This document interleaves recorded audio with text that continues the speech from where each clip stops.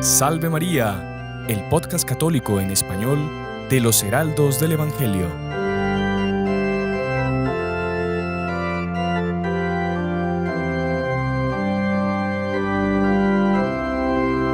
Muy estimados amigos, sean todos bienvenidos a este nuevo programa Salve María con los Heraldos del Evangelio, y enviamos un especial saludo a todos nuestros seguidores a través de Radio Luz y a todos nuestros seguidores a través de todas las otras plataformas del canal de YouTube de los Heraldos del Evangelio en El Salvador, y bueno, por todas las redes sociales por donde nos puedan estar acompañando en esta ocasión. Y hoy tenemos a dos invitados muy estimados, especiales amigos, ya conocidos de muchos de nuestros seguidores del canal de YouTube. Y bueno, es el hermano Armando Palé de los Heraldos del Evangelio. Bienvenido, hermano Armando. Salve María. Salve María, muchísimas gracias. Primera vez que estoy en el podcast de los Heraldos. Decía que se sentía muy honrado, muy animado de estar aquí con ustedes. Bueno, para los que no le conocen, el hermano Armando Palé es nicaragüense. Ha sido misionero pues en varias partes, en Guatemala, estuvo mucho tiempo también en Brasil, en España. Bueno, y ahora que está aquí en El Salvador, ayudando también a la evangelización. Y bueno, es un fuerte colaborador del canal de YouTube de los Heraldos aquí en El Salvador. Lo pueden encontrar en varios cursos de formación que él tiene, muy buenos, por cierto. Y especialmente el último curso, que fue el curso de consagración a la Santísima Virgen. ¿No es así, hermano? Sí, hace una semana terminó. Así es que, pues bueno, nos estará acompañando en este programa. Y también el hermano Fernando Costantini, de los Heraldos del Evangelio. Salve María, hermano Fernando, bienvenido. Salve María, muchísimas gracias por la invitación, por honrarme con esta invitación tan especial y hacer participar de este nuevo episodio con ustedes. Pues bien, para los que no lo conocen, el hermano Fernando Costantini, también de los Heraldos del Evangelio, él es argentino, como podrán escuchar por su acento tan peculiar y agradable. Él tiene 13 años, ¿no, hermano 13 Fernando? años ya. Aquí, de ya misión 13 años en El Salvador. ya toda una vida. Una infancia, venga. Y él ha estado también de misión en otros lugares. Estuvo un buen tiempo en Italia, en España, en Portugal. Especialmente se ha dedicado a la formación con niños jóvenes. Ahora actualmente está con la formación de familias, exactamente. Y bueno, también es un colaborador del canal de los Heraldos del Evangelio aquí en El Salvador, de YouTube. Lo pueden encontrar, de nuestros principales actores también. Le pueden encontrar ahí en varios de nuestros programas. Así es que estaremos con ellos dos para el tema que trataremos el día de hoy. Y es que, entrando ya en la temática del día, estamos celebrando en varias partes del mundo una fiesta muy especial que en algunas circunstancias, por motivos pastorales, se traslada para el domingo, pero originalmente se celebra este jueves después de Pentecostés, y es la fiesta del Corpus Christi. Hay un lindo dicho que nos dice que 3 jueves brillan más que el sol, y que es el Jueves Santo, el Corpus Christi y la Ascensión. Pues hoy estamos en uno de esos jueves, y lo que nos interesa ahorita es profundizar un poco al respecto del origen de esta fiesta, porque pues como todo dentro de la Santa Iglesia Católica tiene su historia, tiene su razón de ser, tiene su explicación, tiene sus fundamentos teológicos, bíblicos, etc. Y me parece muy interesante pues que podamos dar a conocer un poco más a profundidad de este tema. Así es que pues es eso justamente lo que le pedimos al hermano Fernando y al hermano Armando, que nos expliquen para que toda nuestra querida audiencia conozca y mida un poco más el valor, la importancia y también todos los milagros que acompañaron la institución de esta fiesta. Así es que, hermano Fernando. Claro que sí, con muchísimo gusto. Aparte de que es una de las fiestas más importantes, ¿no?, de nuestra iglesia, en la cual se presta culto de una forma especial a nada más nada menos que al propio nuestro Señor Jesucristo, presente, real, bajo la especie de pan y vino, pero presente realmente en su cuerpo, sangre, alma y divinidad. Y es una fiesta que, como muchas fiestas de la iglesia, demoró bastante en ser instituida en toda la iglesia universal, la iglesia católica. Pero es muy interesante, ¿por qué? Porque como todas las cosas de la iglesia, tiene todos sus antecedentes, sus circunstancias, de cómo cuesta a veces, y todo lo que cuesta es siempre coronada con el éxito, ¿verdad? Y esto más o menos me parecería, hermano Gerardo, para entender un poco, ver un poquito cómo nació esta fiesta, teniendo en cuenta un discurso que hizo, una enseñanza que hizo el Papa Benedicto XVI, creo que fue el día, tengo aquí anotado, sí, fue el 17 de noviembre del 2010. Él hizo toda una especie así de explicación, ¿verdad?, de cómo había nacido esta fiesta tan importante de iglesia que fue instituida en el año 1264. Imaginemos que la iglesia tuvo más o menos 1200 años, 1264 años para instituir esta fiesta, ¿verdad? Pero para entender un poquito bien y mejor, esto nace con una santa, Santa Juliana de Lieja, una santa de Bélgica, ella era de Bruselas, de Bélgica, y ella es conocida como Santa Juliana de Lieja o Santa Juliana de Camilón, porque ella fue después monja agustina en el Monte Camilón, un convento llamado Monte Camilón. Ella nació más en el siglo XII, en el año 1191, 1192. No se sabe bien la fecha exacta, pero fue en el siglo XII, ¿verdad? A finales del siglo XII, y era ella de la diócesis de Lieja. Pero era muy interesante porque esta diócesis, en esa época, era tomada como modelo de devoción eucarística. Era inclusive llamada como un tabernáculo eucarístico. ¿Por qué? Porque mucha gente, la gran mayoría de la población, tenía una devoción eucarística muy grande. Entonces, inclusive había asociaciones de mujeres, asociaciones femeninas, en la cual se dedicaban al culto eucarístico, adoraciones eucarísticas, en fin, era una cosa muy bonita y como que la providencia preparando ya el ambiente a lo que iba a suceder en esta ciudad. Como que esa diócesis tenía una vocación especial en la línea de alimentar la vocación. De alimentar la vocación, y de ahí era como que la raíz de esta fiesta. Esta fiesta se instituyó gracias a esa devoción eucarística que ya la providencia iba inspirando en estos pobladores y también, evidentemente, en sacerdotes y tal. Entonces, ella esta Santa Juliana, que nace en esta ciudad, también tiene un profundo devoción eucarística muy, muy arraigada. Ella a los 5 años, queda huérfana de papá y de mamá, y junto con su hermana, se llamaba Inés, su hermana, quedan al cuidado de las hermanas agustinas, que era en un convento, como decíamos, el convento de Monte Comilón, pero un convento que también era un leprosario al mismo tiempo, ¿no?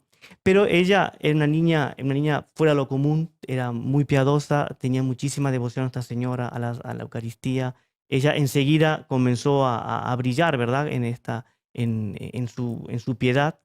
Y al poco tiempo, ella, cuando tenía 16 años, toma el hábito de Agustina, se hace monja agustina. Pero una monja que ya con esa temprana edad brillaba por mucha cultura, era muy culta. Ella, ya hoy en día leer de corrido en latín ya demuestra tener mucha cultura, pero en aquella época una niña de 16 años leer latín, y ella le encantaba también leer los padres de la iglesia, sobre todo San Agustín, que era el padre espiritual de ella, ¿verdad? San Agustín, San Bernardo, en fin, y una gran contemplativa también, una gran contemplativa. Ella, por ejemplo, le encantaba, leía mucho el Evangelio, y le encantaba sobre todo la frase que nos pone San Mateo en el capítulo 28, en la cual el Señor dice que yo estaré con vosotros hasta el fin del mundo. Entonces vemos cómo ya ese deseo de amar la Eucaristía, porque nuestro Jesucristo está presente en el mundo justamente a través de la Eucaristía. Y cómo esa frase a ella le llamaba mucho la atención. ¿Y por qué le llamaba mucho la atención? Y le encantaba, porque ella tenía esa vocación especial, ¿verdad?, de luchar, de trabajar para que se instituyese cuanto antes esa fiesta del Corpus Christi, la fiesta del cuerpo de nuestro Jesucristo. Pero ella, justamente con 16 años, aproximadamente 16, 17 años, tuvo su primera revelación, una aparición. Ella estaba rezando en su cuarto, en la celda. En la celda, no es que en la cárcel, sino que en los cuartos de los monjes y de las monjas se llama celda. Ella estaba en su celda y de repente ve resplandeciente como una especie de luna, una luna llena, resplandeciente, lindísima, pero ve que tiene una franja opaca, ¿no? Y ella, claro, queda admirada por esa aparición, por esa revelación, pero no entendió muy bien. Pero después ella siente como que inspiraciones de nuestro Señor, en el cual le dice que esa luna, por así decirlo, esa luna resplandeciente, era la vida de la iglesia, aquí en la tierra, con sus fiestas, con sus litúrgicas, etc.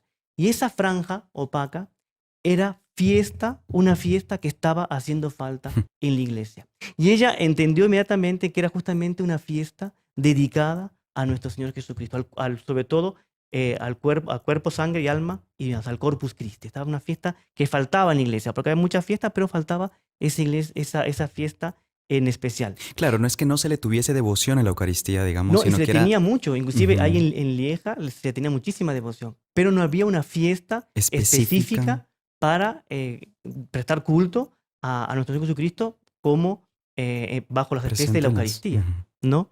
Pero inclusive había la fiesta del Corpus Christi, existía en varias lugares, en varias diócesis y tal, pero en cuanto esparcido en el mundo entero, Iglesia en la Universal, Iglesia digamos. Universal no existía.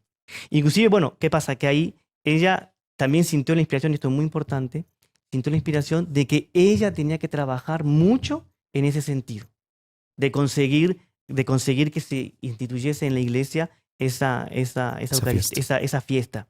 Pero a mí que impresionante, pues ella decía, ¿y para qué hacer esa fiesta? Todo esto no es que Dios se lo decía, nuestro Señor Jesucristo le hablaba, sino que lo sentía como inspiración. Y ella decía, ¿para qué? Para aumentar la fe en la Eucaristía, aumentar en la práctica de la virtud de los fieles y en reparación por las ofensas cometidas contra el Santísimo Sacramento. Esos 3 puntos lo tenía clarísimo.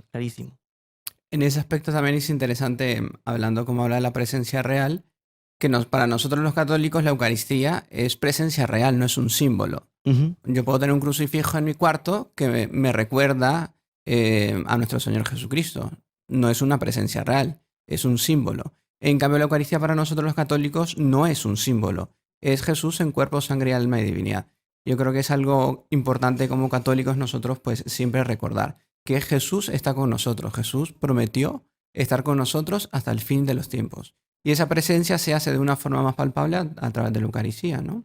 Y que es algo que nos distingue muchísimo de las otras religiones o sectas. Exactamente. Es justamente la presencia real, pues, confirmada por nuestro Curioso Señor y que por son los Dios. 2 puntos que nos diferencian de la secta, ¿no? Sectas porque se han desviado en la doctrina, vale la pena pues tener eso bien claro. Sí. Ujú. Pero son los 2 puntos, que la Eucaristía y Nuestra Señora. Son los 2 puntos, por decir así, en el que se dan siempre los grandes cismas, se dan las grandes divisiones. Son en esos 2 grandes, mayores tesoros de la Iglesia Católica, ¿no?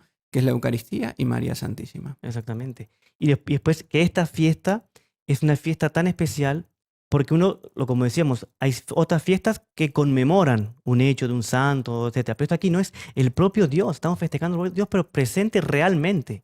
No es una conmemoración, no, es el presente, así como Él está en el cielo, así como Él estuvo en Belén, en Jerusalén, así como Él estuvo en Tierra Santa, Él está presente bajo la especie de pan y Y de es vino. una conmemoración que tiene una finalidad, porque no es simplemente, bueno, conmemorar a Jesús en cuerpo presente en cuerpo, sangre, alma y divinidad, porque usted ha dicho ahí 3 cosas interesantes que son el motivo por Ujú. el cual se hace esa Sí, institución, exactamente. ¿no? El primero, ¿cuál ¿Qué es es la la fe? fe? La La fe. fe, para aumentar la fe, la práctica de la virtud de los fieles y en reparación cometidos contra el Santísimo Sacramento. Estamos hablando del año 1200 ya. O sea, ¿verdad? bien se podría Ujú. decir que si queremos justamente volver a restaurar la fe en este mundo, Exactamente. a reparar todos los pecados que se hacen contra el Sagrado Corazón, es justamente cómo podemos hacer siendo más devotos a Jesús sacramentado, ¿no? Exactamente. Tenerle esa devoción enorme y sobre todo sabiendo también, hace poco leí una frase muy interesante ahora de un santo, que él decía que también solo las almas que son capaces de ver justamente en la Eucaristía, ver a nuestro Señor Jesucristo, son las almas que son personas que también en el cuerpo humano son capaces de ver almas. Claro. O sea, en el sentido de que, Ujú. claro, yo en la Eucaristía veo con mi corazón, con mi fe, veo a Jesús sacramentado. Y yo cuando voy a ver al contacto del día a día con la gente que está alrededor de mí, no es solamente de limitarme a ver el aspecto natural, es saber que son semillas eternas Claro. que están en el Ujú. alma de esas personas. Exactamente. Y bueno, y una de esas semillas que tenía Santa Juliana justamente era eso, esa devoción eucarística enorme y ese deseo de que se hiciese una fiesta en honor al Santísimo Sacramento. Y ella pasó toda su vida hablando. ¿Qué pasa? Que ella, por humildad, no contaba de sus revelaciones. Claro, porque con 16 años no se instituyó la fiesta del Corpus Christi. O sea, Ajá. pasó un gran tiempo desde que recibió esas primeras revelaciones Exactamente. hasta que... Ajá. Ujú. No, y después que ella, por humildad, no hablaba con nadie. Lo que le da una autenticidad. Exactamente. Y cuando le preguntaban y tal, ella decía que sentía repugnancia, no de hablar de las cosas de la revelación porque eran bonitas, sino de ella ponerse como que es ponerse en el centro de las cosas. Pero bueno, fue a mí que Dios me reveló esto. Pero ahí, digamos, por las circunstancias Era se vio necesario. obligada a contar para que se realizase lo que ella sentía en su corazón de que se hiciese esta fiesta. Pero entonces ahí, ¿qué pasa? Ella, después con el pasar del tiempo, se hace superiora del convento. Hay una cosa muy interesante y muy misteriosa al mismo tiempo, porque ella con otra hermana de la comunidad donde ella vivía, que se llamaba Isabel, que era también muy fervorosa, y con otra que es beata hoy en día, beata Eva, pero esta Eva no vivía en el convento, llevaba una vida de ermitaña, fuera del convento. Pero habían como que formado una especie de alianza espiritual. Y entre ellos como que se mantenían en comunicación, a veces se reunían tal, y en ese grupo, esos grupos de 3, ella comenzó a comentar las revelaciones que había tenido, de la fiesta que sea bueno que sea instituida, etc. Y ahí, entre las 3, se empezaron a entusiasmar, y no, pero tenemos que hacerlo público esto, porque no vamos a morir las 3 y esto, ¿en qué queda? Bonito también pensar ahí que dice el doctor Plinio Correa Oliveira, él decía una cosa muy interesante. Si quieres conocer a una persona, no le preguntes lo que piensa, cuál es su opinión. Pregúntale qué es lo que admira. Exactamente. Entonces yo creo que estas 3 almas, para conocerlas, es preguntarle qué es lo que admiraban. Exactamente. Y admiraban a Jesús sacramentado, su admiración, su eran punto, almas eucarísticas. efectivamente. Claro, espectacular. Entonces ahí como la admiración conlleva las grandes obras, las grandes empresas. Y qué linda una amistad también, con base en la Sagrada Eucaristía. Ajá. O sea, lo más excelente. Hacer ya. esa especie se llamaba alianza espiritual, ¿no? Una alianza, pero por la Eucaristía, una cosa espiritual. Y una verdadera amistad, ¿no? Que es lo que Exactamente. decía San Irineo, que San Irineo decía la etimología de la palabra amigo. Él decía una cosa interesante, la palabra amigo, la etimología, el origen de la palabra viene del latín, animas custos, custodios del alma. Qué bonito. Entonces, justamente saber un amigo quién es alguien que se preocupa de mi alma, es una amistad basada en el bien, porque desgraciadamente hoy en día dicen mis amigotes, y aquellos amigotes que la gente tiene, pues con lo que se va a emborrachar, con lo que se va de parranda, Claro. con lo que se va de fiesta, habla cosas que no debe. Entonces, eso Todo no lo son contrario, amigos, todo lo contrario. Es, lo que es un amigo es aquel que se preocupa por mi alma, por mi salvación. Eso es un amigo. Ujú. Y ahí se entiende en la Sagrada Escritura que encontró un amigo, encontró un tesoro. Encontró un tesoro, exactamente. Está aquí encontrar un tesoro. Entre ellas era un tesoro y encontrar el tesoro de los tesoros que era justamente Y por la esa Eucaristía. fidelidad fue esa Ujú. gran solemnidad, que es lo que usted está contando, Sí. ¿no? Pero ¿qué pasó? Ahí entra en juego otro personaje providencial, por lo menos me parece muy providencial, que era el canónigo de la iglesia de San Martín. Porque ellas 3 como que lo invitan a ser parte de esa alianza espiritual, y se llamaba el padre Juan de Lausana.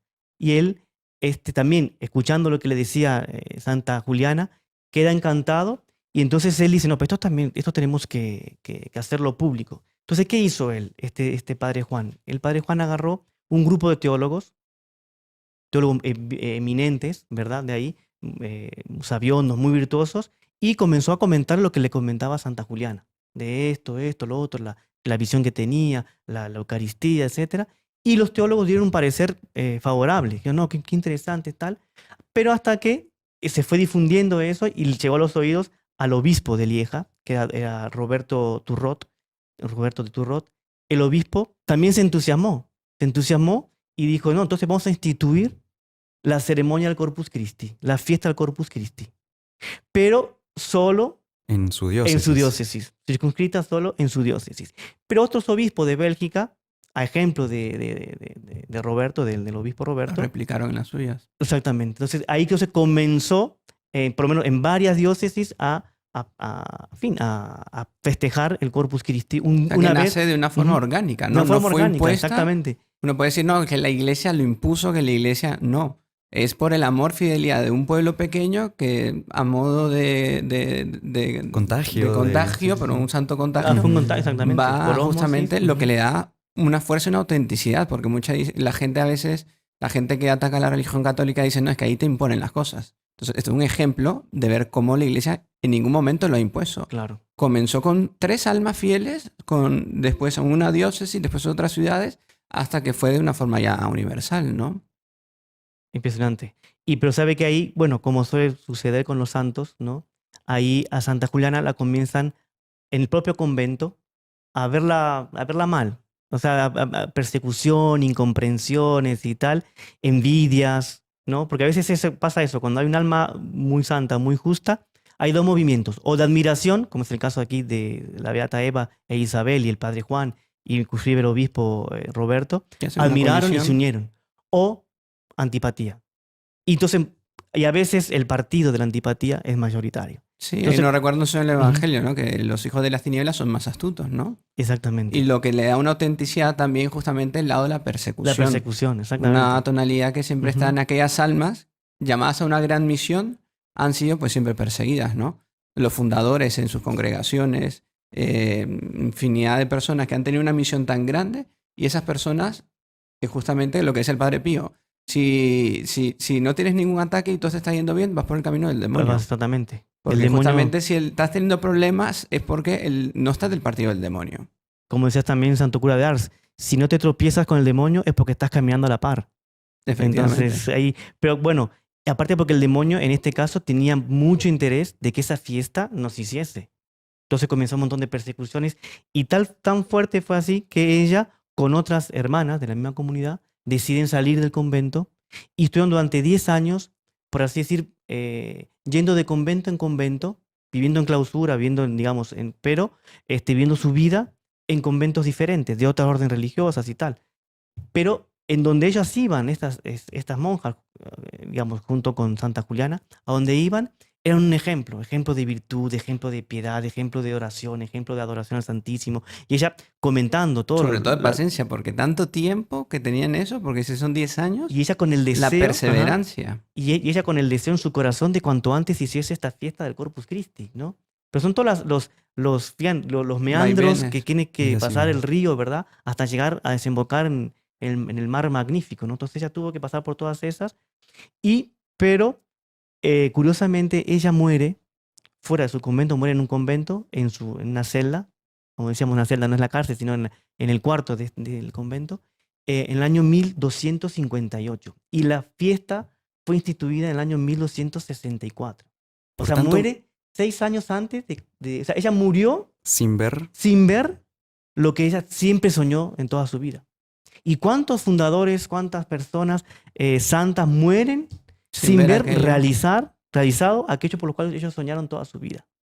Es una Nosotros cosa. tenemos un ejemplo también más vivo. O sea, Ujú. la persona que usted lo conoció, nosotros no lo conocimos, pero al doctor Pino A Correa los Oliveira Locrinos, también, ¿no? exactamente. Ujú. Que él soñaba con justamente el reino de María, el reino de María. El que triunfo Nuestra del Señora, corazón triunfo inmaculado de inmaculado María. corazón, Ajá. y murió sin ver tanto a lo que él dedicó toda su vida, Toda ¿no? su vida. Y también contra océanos, mares, valles, en fin. Pero él siempre se mantuvo fiel, así como Santa Juliana, fiel a su vocación, a esa. Y mueren en la aprobación. Y muere en la aprobación. Es una prueba más, ¿verdad?, de que cómo Dios pide en la santidad de esas personas. Hasta el último momento, mira, ese sueño que tú has tenido, te lo retiro. Sí, hace poco en la fiesta también de Santa Juana de Arco, ¿no? También, ajá, Y que las exactamente. voces, y ella muriendo ahí quemada, que fue la propia iglesia la que la llevó a la hoguera, y ella diciendo, las voces no mintieron, manteniendo siempre esa fidelidad, pase lo que pase, es ahí. Yo creo que es un ejemplo pues para todos nosotros y para todos. toda la gente que nos está escuchando, ¿no? Exactamente. Que Y tengan eso presente. de que- resignación cristiana, obviamente no resignación de que, bueno, pasó, entonces, bueno, me cruzo de brazos, no, resignación cristiana con amor, con entusiasmo y tocando para adelante, ¿verdad? ahora en medio de esta aprobación terrible, ¿cómo entonces se realizó esta promesa que Dios había hecho en el corazón de Santa Juliana? Porque había sido de origen de inspiración divina, Ujú. pero eso lo dejaremos para La segunda parte. el segundo La segmento segunda- de Así que nuestro si les programa. gustó esta primera, esperen cuántos son segundos lo que pasa. Sí, ¿no? sí, sí, unos cuantos segundos, que son segunditos, así es comerciales, que- ¿no? Exactamente, así Que es son que comerciales Perfecto. los que vienen, así que no se despeguen. santa paciencia, de ahí a 10 años nosotros un segundillo, ¿vale? Así que Santa Juliana ruega por nosotros. Les esperamos en unos instantes. Bueno, continuamos entonces con este segundo segmento del programa Salve María con los Heraldos del Evangelio. Y el día de hoy, pues estamos tratando respecto de la fiesta con la que hoy la Santa Iglesia se reviste de alegría y es la fiesta del Corpus Christi. Y para los que no nos acompañaron en el primer segmento, vimos el preámbulo, todos los preparativos que el mismo Dios hizo para llegar a instituir esta fiesta, que fue justamente a través de revelaciones, a través de Santa Juliana. Y vimos cómo ella, a través de una visión que tuvo y con la ayuda de otras dos santas compañeras suyas, impulsa en lo que pudo durante su existencia el que se instituyera dentro de la iglesia esta fiesta, pero muere antes de ver realizada esta promesa. Entonces, ahora vamos a entrar a propiamente la realización de esta fiesta, cómo fue que la providencia fue llevando en estas idas y Exactamente, venidas sí. hasta propiamente llegar a instituir esta solemnidad con la cual nos alegramos todos hoy día. Así es que, hermano Fernando, continuamos con el relato. Gracias. Entonces, no, vimos, como decíamos en el primer segmento, cómo Santa Juliana, por así decir, muere en la perplejidad, porque no vio realizada ese sueño que ella tenía, pero cómo la providencia, todos esos movimientos que va haciendo a lo largo de la historia, todo tiene su perfección, todo tiene una explicación. Quizás en el momento no entendemos, pero después cuando vemos el resultado final, ahora entiendo por qué esto, por qué lo otro y tal. Lo mismo pasó con el caso que nos toca hoy de la institución de esta fiesta tan fabulosa.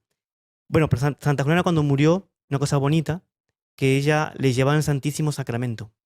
Y ella murió contemplando el Santísimo Sacramento. O sea que Qué lindo. como premio, digamos, de no haber visto y cumplida su deseo, pero por lo menos ella murió viendo el Santísimo Sacramento y ahí expiró en paz. Pero ustedes se recordarán de aquel sacerdote Juan de Luzana, que él reunió un grupo de teólogos, ¿verdad? Entre esos teólogos había uno que era eminentísimo, muy conocido en el momento, aparte que por su piedad y también por sus conocimientos teológicos, estaba Giacomo Pantaleón. ¿Quién es este Giacomo Pantaleón? Era un sacerdote, él estaba prestando servicios en la catedral de Lieja. Él era archidiácono, en aquella época tenía este título de archidiácono, y él tuvo conocimiento de esas revelaciones, porque hacía parte, ¿verdad?, de ese conjunto de teólogos, pero también tuvo un contacto personal con Santa Juliana, conversó con Santa Juliana y se encantó. No, esta señora es santa, esta mujer es santa, una mujer que no, lo que ella dice es verdad, no puede estar mintiendo. Y después lo que dice, todo lo que está diciendo, las revelaciones son tan bonitas que no puede ser que sean mentiras. Bueno, pero este Giacomo, con el tiempo, es nada más ni nada menos que el Papa Urbano IV. Después es elegido Papa Urbano IV y fue el Papa que instituyó la fiesta del Corpus Christi, porque él ya tenía todos esos conocimientos de Santa Juliana, que Santa Juliana, digamos, no hacía alarde, no, ella comentaba muy poco, solamente a las autoridades y a sus círculos, digamos, y por humildad ella no comentaba mucho, pero el Papa dijo, no, llegó el momento de instituir esta fiesta del Corpus Christi. ¿Y por qué? Él decía, porque la institución de la Eucaristía, ¿cuándo fue hecha? Fue en el Jueves Santo, ¿verdad? Pero en el Jueves Santo nosotros conmemoramos muchas cosas. El lavapiés de los apóstoles, la institución de la Eucaristía, obviamente, el perdón también. Institución del sacerdocio. El del sacerdocio. Pero es una fiesta general y como que faltaría una fiesta que sea específica de la institución de la Sagrada Eucaristía, una fiesta específica del Corpus Christi, del cuerpo de Cristo. Entonces, al fin y al cabo, la Eucaristía es el sol de la cristiandad, exactamente, ¿no? y es el sacramento al que convergen los demás sacramentos. Si yo me confieso es para poder comulgar. Si me bautizo también es para poder participar del cuerpo, sangre y alma de nuestro Señor. No, o sea, todo converge al punto siempre central de la fe católica, apostólica romana, que es la Eucaristía. Y la comunión es prenda de salvación. O sea, quien no come de mi carne o bebe de mi sangre no tendrá vida eterna. O sea, es prenda de salvación, ¿verdad? Obviamente que el bautismo es el sacramento que nos abre las puertas. Que nos abre las puertas, es el más necesario, el primero, pero no el más importante. El más importante es justamente la Eucaristía, porque está justamente aquel que hizo los otros sacramentos, ¿verdad? Entonces, pero es una cosa más todavía. Tenemos que tener una fiesta específica, ¿verdad? Eso, pero también para lo que decíamos al comienzo, porque a lo largo de la historia de la Iglesia, siempre han habido herejías que negaban la presencia real de la Eucaristía. No es una historia nueva de los protestantes o de otras sectas. Ya viene de antaño varios, inclusive dentro de la Iglesia Católica, herejes que negaban la presencia real. Y en la época del Urbano IV estaba como que renaciendo así esa herejía. Entonces dijo, no, tenemos que hacer una fiesta para hacer hincapié. Bonito ver ahí cómo la herejía fortalece nuestra fe. Exactamente. Es bueno que exista herejía, como dice San Pablo. Como estamos viviendo también hoy actualmente, porque mucha gente, muchos que dicen ser católicos, dar la comunión a protestantes. O sea, o no entendí lo que es la Iglesia Católica y la Eucaristía, por tanto, o no entendí lo que es el protestantismo. O sea, son dos cosas que, ¿para qué voy a recibir el cuerpo, sangre, alma de nuestro Señor Jesucristo si no creo en Él? Claro. Hombre. Exactamente. Es que por un sentido de lógica, de principio, simplemente de contradicción, es que no se puede. Exactamente. Entonces yo creo que esa parte es súper importante, ¿no? Para nosotros en nuestra fe, afianzarnos y saber defender, justamente que la Eucaristía es lo principal, es lo mayor, y es un acto de sacrilegio justamente lo contrario. Claro. No comulgar en estado de gracia o no comulgar sabiendo que es Jesús al que estoy recibiendo y no una representación o un pan, o un pan Sí, simplemente a exactamente. modo simbólico Ajá. de compartir con las otras religiones. No, eso no es católico. Inclusive muchos, digamos, protestantes, ellos confunden el Evangelio de San Juan, donde está narrado la Eucaristía, de que es una cosa simbólica. Pero el propio Lutero decía que no no es simbólico, es real. Son esas palabras cuando dice, este es mi cuerpo, es porque él está hablando de mi cuerpo, ¿no? O sea, que el pan se está transustanciando, o sea, se está dejando la sustancia pan para hacer la sustancia de cuerpo, sangre, alma y divinidad. Pero bueno, esto también quizás sea un tema para Otra. otra sección, otro capítulo de nuestro Programa. programa. Pero ahí entonces el Papa, Urbano IV, él decide hacer esta institución de esta fiesta y él hace un documento, no era una encíclica, sino se llamaba bula. Los papas tienen varios documentos, motus propios, bulas, en fin. Y esta fue una bula que la hizo el día 11 de agosto, mes de agosto, mes de la Asunción de la Santísima Virgen, 11 de agosto de 1264. Pero él quería hacer una fiesta a rigor, o sea, una fiesta bonita, entonces él quiso hacer un oficio dedicado a la Eucaristía, un oficio dedicado al Corpus Christi, y una misa también dedicada al Corpus Christi con sus lecturas propias, con sus oraciones propias, la oración de colecta, toda propia a la Eucaristía. Y también quería hacer una secuencia. Secuencia es digamos, la secuencia es un texto, una poesía, ¿verdad? Que en ceremonias así importantes de la iglesia se reza o se recita, que es una especie de poesía muy bonita con un sentido teológico muy grande y también con un sentido de belleza poética muy grande, que se lee antes del Evangelio. Las secuencias es una cosa, una costumbre que es inmemorial en la iglesia, inclusive se conocen más de 5.000 secuencias, o sea, más de 5.000 poesías de este tipo con un carácter teológico y Que hacen poético. parte de la liturgia, por Que hacen tanto. parte de la liturgia, exactamente, que se leían en ceremonias más solemnes, más importantes. Y el Papa quería que esta liturgia tuviese también una secuencia. Hoy en día, con el Concilio de Trento, se redujeron de esas 5.000, se conservan las 5.000, pero que se rezan, son 5, que es la de, es el hermano liturgicista de los heraldos me ayuda. Es que Pero le es, toca a él siempre preparar lo Exacto, evangelio y la lectura. El entonces, Evangelio y la O sea lectura. que si un día no se lee bien el evangelio, se Ya lee sa- otra lectura, ya ya saben de quién que es la el hermano culpa. era el exactamente. culpable. Pero en Pentecostés se lee El Veni Sancte el Veni Sancte Spiritus. Spiritus, que es otra secuencia. Bueno, en el Corpus El Christi, que Corpus es Christi se lee propiamente... otra secuencia que es muy bonita, que vamos a contar la historia, que es muy, Ujú. muy interesante. En el Día de los Difuntos se le tenía costumbre de leerse el Dies Irae, que es también otra poesía lindísima sobre los muertos, sobre los difuntos. Después en la El- resurrección tenemos El la Victime Pascua. Pascali. el Victime Pascale Ujú. Laudis.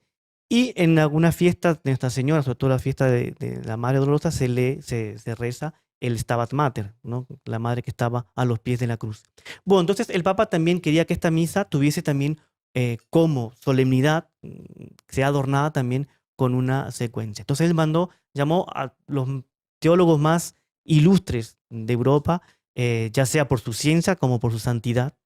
Y había sobre todo dos estrellas en materia de teología y de conocimiento teológico, pero también de santidad, que era Fray Tomás, Santo Tomás de Aquino, y Fray Buenaventura. Santo Tomás de Aquino, dominico, y San Buenaventura, que era franciscano. Entre los muchos teólogos que estaban preparando esa ceremonia, esa liturgia para el Corpus Christi.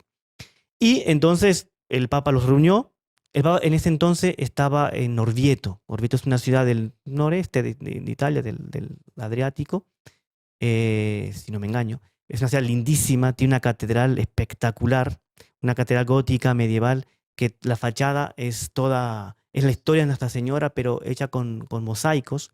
Entonces, de un colorido, de un esplendor extraordinario. Cuando da el sol, es una especie de pantalla, así que uno ve pantalla gigante con la historia de Nuestra Señora, con un colorido y una cosa espectacular. Esa es la catedral de Orvieto. El Papa, Urbano IV, estaba en ese entonces en Orvieto, residía en Orvieto, y los reunió a estos teólogos en Orvieto y le dio ese trabajo, esa tarea. Ahí después de un tiempo prudencial, los reunió nuevamente para ver qué es lo que habían preparado. Y lo echaron a suerte y quien le tocó decir su trabajo fue Santo Tomás de Aquino. Y fue la secuencia, que es la secuencia del el famoso himno Laudación, ¿no? Que hasta hoy lo rezamos. Que hasta ¿no? hoy en día se reza, inclusive es una de las secuencias que en el Corpus Christi casi que es obligada. Si bien que la secuencia no hay obligación de leerla, de rezarla, pero se recomienda. pero ¿no? es calurosamente recomendable leerla y rezarlas, ¿verdad? Pero la de Corpus Christi, yo, por lo menos de todos los Corpus Christi que he participado, no en ninguno ha faltado la secuencia que, si tenemos tiempos ahí después, sea uno leerla y comentarla, así lo que se pueda comentar, porque es espectacular. Y es tan bonita en cuanto a poesía, porque es una poesía, pero es tan rica en cuanto a teología, que los otros teólogos, y en la cabeza San Buenaventura, otro santo, un santo franciscano que también en materia de filosofía, teología, es una de las luces de la Edad Media, y desde hasta ahora se estudia a Santo Tomás y San Buenaventura. Él, escuchando a Santo Tomás, agarró su secuencia, el texto que había hecho, y lo rajó, lo rompió. Lo rompió porque, bueno, es tan fabulosa la que hizo Fray Tomás, que estas aquí ya no tiene razón de existir, no tiene razón de ser. Y creo que sería Y todos los interesante- teólogos hicieron lo mismo, rompieron su secuencia, y la que quedó fue la de Santo Tomás. Evidentemente que las otras secuencias serían bonitas, súper teológicas, pero no le llegaban ni a los tobillos a la de Santo Tomás. Y bonito que, claro, sobre todo la iglesia, digamos, siendo nuestra Santa Madre Iglesia, estimula ese tipo de devociones. Justamente nos puede recordar también un poco, haciendo transposición que decía San Luis María de Montfort, los devotos escrupulosos. Que él decía, refiriéndose a Nuestra Señora, que son aquellos que critican que no hay que ser tan devotos, que eso para qué. Porque Lo Jesús mismo se puede para- ofender, ¿no? Efectivamente. Aquí lo mismo para el Eucaristía, nos podría decir, pero bueno, y todo eso no era un exagero, y no. Entonces es justamente todo lo que es devoción a Jesús Es un exagero, y a pero para María, menos. efectivamente. Siempre vamos a estar Siempre vamos a estar a menos a lo que menos a lo que realmente realmente. el amor, la devoción que le debemos profesar a Jesús sacramentado, a Nuestra Señora. Claro. Y luego también sirve para nosotros como católicos, a la hora de comulgar, a la hora que nosotros vamos a misa, tener un momento de seriedad, una seriedad eucarística. O sea, es saber que estoy recibiendo a Jesús en cuerpo, sangre y divinidad. Porque a veces uno ve así gente comulgando y gente que sigue viendo el reloj o una señal de la cruz mal hecha, se disipan o empiezan a conversar o a ver. O sea, es el momento más serio, más importante, el momento de mayor amor, porque no vamos a encontrar mayor amor que en la propia Eucaristía. Es Cuando el no lugar se por saca excelencia. No, el sí. celular para responder los mensajes en ese momento. Efectivamente. Claro. Entonces Es yo una creo que pena. Sí. yo creo que pues esto es lo que estamos aquí con ustedes, pues, que Y nos están después, acompañando, ujú. pues eso, invitarles a tener una seriedad en la hora de la misa. Estamos en misa, estamos en el momento de la Eucaristía, estamos tomando a Jesús. O sea, no. Y después el amor que significa él haber querido quedarse aquí con nosotros, lo que dice el Evangelio de San Mateo, de quedarse con nosotros hasta el fin de los siglos. ¿Quedarse con nosotros en dónde? Obviamente cuando dos o más estén reunidos en mi nombre, ahí estaré yo también. O sea, aquí está, nuestro Señor también está presente. Pero de una forma real. Real significa, así como Él está en el cielo, está en el sagrario. Él quedarse así es una muestra de amor impresionante.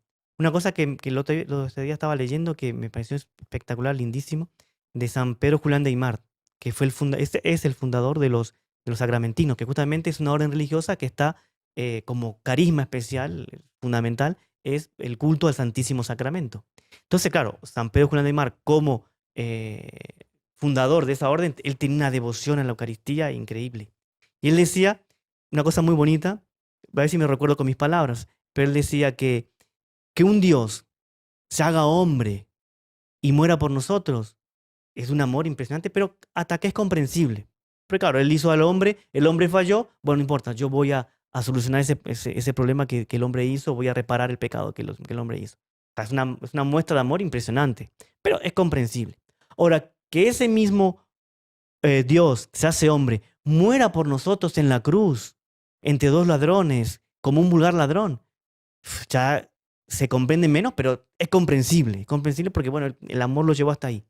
Pero después de él resucitar, ser glorificado en el cielo, con todos los ángeles, Nuestra Señora, todo, en fin, la Santísima Trinidad, en esa gloria, el querer todavía quedarse en la tierra con nosotros, en una humillación más que en la cruz y más que en la gruta de Belén, porque está en un sagrario, a veces sagrarios abandonados, está ahí.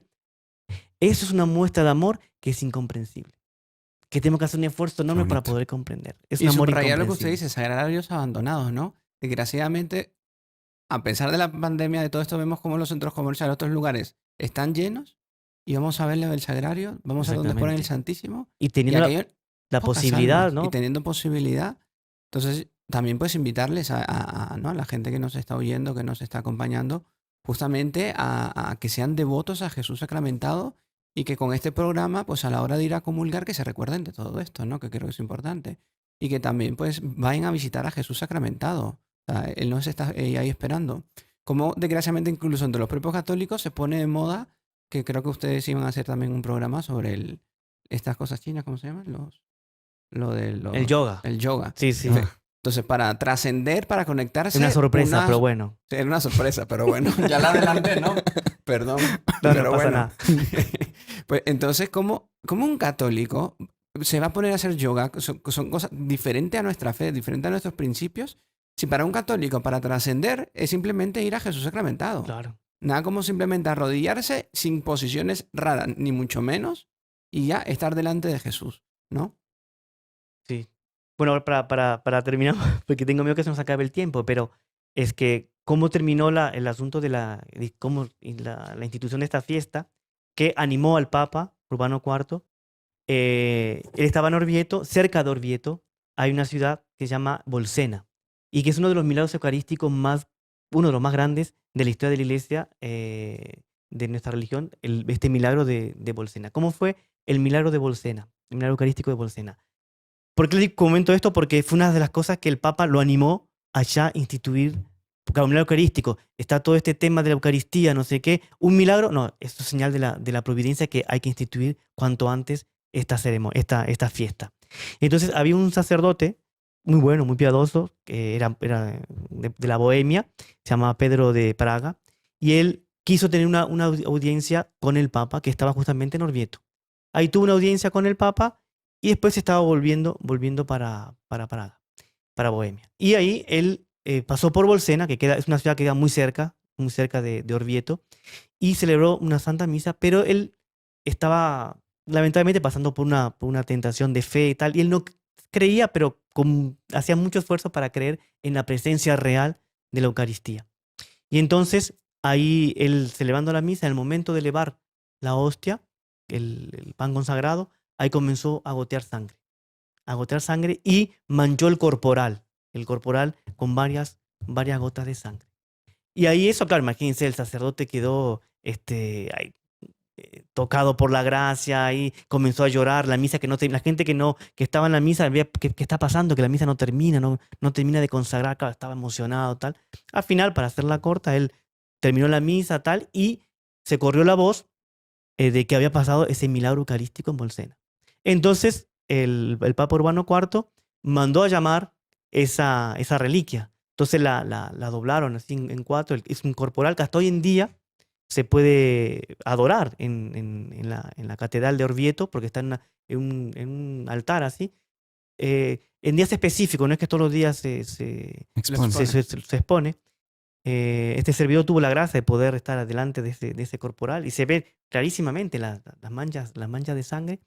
Y bueno, entonces hizo todo un cortejo, una procesión, prácticamente una procesión de Corpus Christi, ¿verdad? Hasta Orvieto, hasta la catedral, ahí el Santo Padre la recibió todo. Y la primera fiesta de Corpus Christi que él quería, el Papa dijo, vamos a instituirla el primer jueves después de Pentecostés. Y por eso en muchos lugares hasta hoy en día se festeja el día jueves, el Corpus Christi. Y ese primer Corpus Christi que se celebró a nivel, digamos, ya de Iglesia Universal, fue en Orvieto. Y teniendo como una de las reliquias que adornaban la ceremonia era el corporal del milagro de Bolsena. Del milagro de Bolsena. Y usted ha dicho, claro, un milagro eucarístico. En realidad en la historia de la Iglesia ha tenido muchos milagros eucarísticos, ¿no? Yo creo que es una connotación que también subraya la veracidad, la autenticidad de toda nuestra fe, de la que siempre presencia, va exactamente. acompañada Ajá. de lo que se dice en teología, de profecía y milagro, ¿no? El milagro que es la suspensión de algo natural para acceder a algo sobrenatural. Claro. Y una cosa interesante que, claro, ustedes ven cómo todo, bueno, la vida de Santa Juliana hemos visto cómo pasó por valles Y montes. y montes.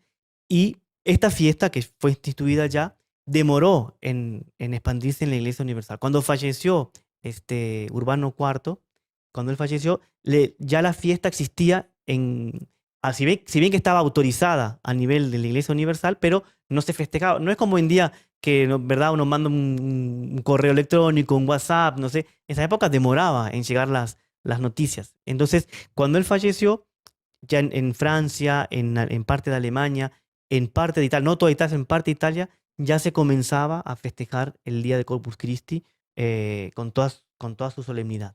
Pero fue en el pontificado de Juan XXII, en el año 1317, que sí ya estaba en toda la Iglesia universal. Entonces vemos cómo, si vemos la historia de Santa Juliana, ¿verdad? Del siglo XII, del siglo XIII, y llegó hasta el siglo XIV cuando ya ¿cuántos meandros tuvo que pasar esa fiesta? Pero porque una cosa que Dios quería que se instituyese y Dios, a pesar de los pesares, a pesar de las dificultades, de las circunstancias, se instituyó, y es una fiesta que es una de las fiestas más importantes de la iglesia y de nuestra fe, en la cual nosotros llevamos, hoy en día con la pandemia es más difícil, pero se lleva al propio Dios, al mismo Dios que estuvo en Tierra Santa, caminando, haciendo milagros, etcétera, por nuestras calles de las ciudades, por las calles de nuestros pueblos, por las ciudades de nuestros barrios, en nuestra parroquia, al propio nuestro Jesucristo que está presente,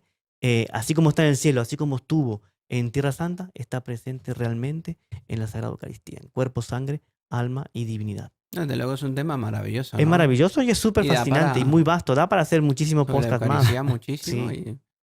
Y yo creo que también importante, ¿no?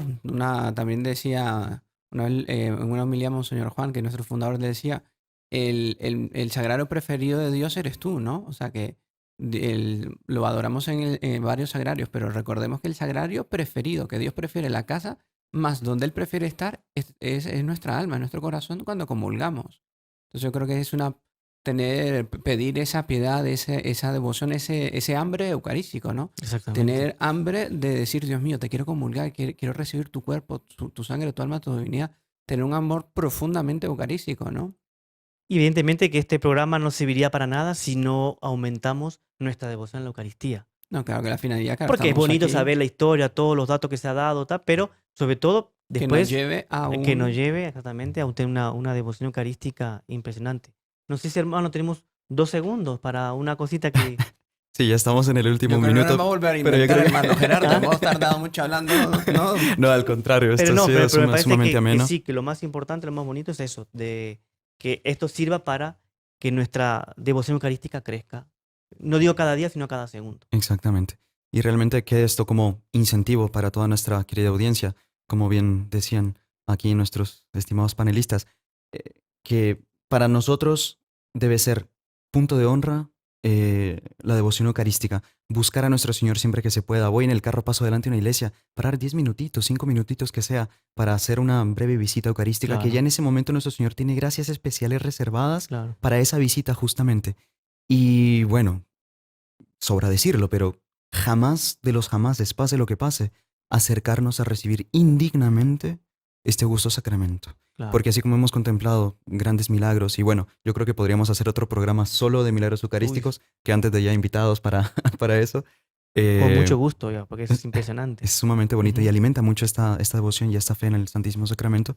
También que sea un horror para nosotros el pensar en recibir indignamente a nuestro Señor. Así es que, pues bueno, infelizmente se nos ha agotado el tiempo, se fue volando, como ustedes bien decían, pero bueno, nos damos cita, Dios mediante, para el próximo jueves. Agradecemos enormemente al hermano Fernando y al hermano Yo soy el que agradezco Armando realmente por darme esta oportunidad. Muchas gracias. por su compañía. Y bueno, quedan todos cordialmente invitados para nuestro programa el próximo jueves, aquí mismo por Radio Luz y bueno, por el canal de YouTube de Los Heraldos y las otras redes sociales. Muchísimas gracias por acompañarnos. Les esperamos la próxima semana. Salve María. Salve María. Y si le gustó el video, no se olvide de inscribirse en el canal, dejar su like y activar las notificaciones en la campanita para no perderse ningún video del canal. Comente y comparta con sus amigos y familiares.